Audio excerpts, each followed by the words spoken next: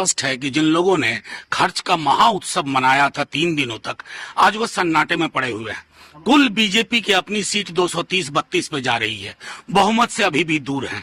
और अगर मैं चंद्रबाबू नायडू की पार्टी टीडीपी को और यहाँ जेडीयू को थोड़ा विलग कर दूं तो मेजोरिटी भी नहीं है, तो जाहिर है वो 400 पार का गुब्बारा फट गया है। बस कष्ट इस बात का है कि बिहार में मतगणना की गति धीमी है।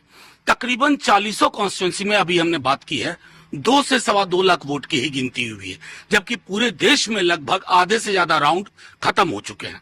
यहाँ 3 राउंड, 4 राउंड, 5 राउंड मैक्सिमम है। तो मैं आग्रह करूंगा चुनाव आयोग से इस पर फौरी तौर पर ध्यान दें। लेकिन सबसे अजीब बात ये देखा जा रहा है कि नीतीश कुमार जी का स्ट्राइक रेट तो सबको चौंका रहा है। देखिए, मैं एक बात बार बार कहूं, आपसे कहता हूं कि नीतीश जी इस गठबंधन के सूत्रधार भी थे। हालांकि बाद में उन्होंने निर्णय लिया, लेकिन मुझे जहां तक उनकी राजनीति को मैं समझता हूं, और जो तेजस्वी जी बार बार कह रहे थे कि 4 जून के बाद कुछ बड़ा हो सकता है, तो संभवतः नीतीश जी या फॉर दैट मैटर चंद्रबाबू, वो दोनों चाहेंगे कि देश को इस आत्म केंद्रित, आत्ममुग्ध, एक वेंडेटा वाली पॉलिटिक्स से दूर ले जाया जाए, ऐसा मेरा विश्वास है। पर ट्वीट कर रहा है जो अंदेशा पहले से आप लोगों को थी, क्या वो अंदेशा और गहराते जा रहा है तकरीबन 1:30 बजे के बाद से? अंदेशा तो 295 सीटों का है।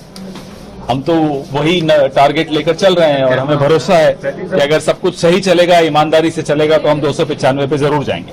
लेकिन जो चुनाव आयोग के स्लो, यही हम पूछ रहे हैं। जयराम जी ने भी ट्वीट किया, हम सबने ट्वीट किया, हमारे वकील भी वहां हैं कि ये स्लो क्यों है। इलेक्शन कमीशन की वेबसाइट पे नतीजे टाइम पर क्यों नहीं अपलोड किए जा रहे। कुछ ऐसे प्लेयर्स सर हैं जो एनडीए या इंडिया अलायंस किसी के भी तरफ आ सकते हैं। इन कोशिशों में क्या कांग्रेस पार्टी या इंडिया अलायंस के बड़े नेता लगे हुए हैं? हर ऐसी बात सार्वजनिक नहीं की जाती जो पर्दे के पीछे हो रही होती। लेकिन आप लोग क्या, जो आंकड़े अभी हैं, अगर यही परिणाम तक रहता है शाम में, तो क्या इंडिया अलायंस सरकार बनाने की? बिल्कुल हम इस स्थिति में आ रहे हैं।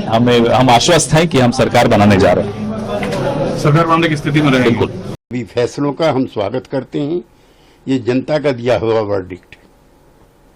सर, नीतीश कुमार जी और जनता दल यू ने एक बार फिर साबित किया है कि समता और गैर बराबरी के आंदोलन के लिए जनता दल यू ही एकमात्र उपयुक्त साधन है।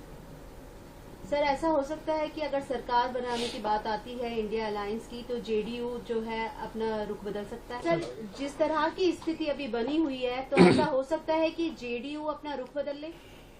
श्री नीतीश कुमार जी कल प्रधानमंत्री से मिलकर के पटना लौटे हैं। हम अपने पुराने स्टैंड पर कायम हैं। हम जनता दल यूनाइटेड नीतीश कुमार जी के नेतृत्व में पुनः एक बार एनडीए में अपनी आस्था का इजहार करता है और हम एनडीए में ही बने रहेंगे। सर, इस तरह की बारी है कि जेडीयू के साथ बातचीत चल रही है इंडिया अलायंस की। मैं किसी भी प्रकार की इस तरह की वार्ता को सिरे से खारिज करता हूं। हम एनडीए में हैं और एनडीए में बने रहेंगे। सर, जो सीटें आई हैं इंडिया अलायंस की, उसको लेकर आपने तारीफ भी जाहिर करी है कि मैं लोकतंत्र में मजबूत विपक्ष का पक्षधर हूं। हमारी पार्टी खुद लंबे समय तक विपक्ष में रही है और मजबूत विपक्ष का होना लोकतंत्र की पहली शर्त है।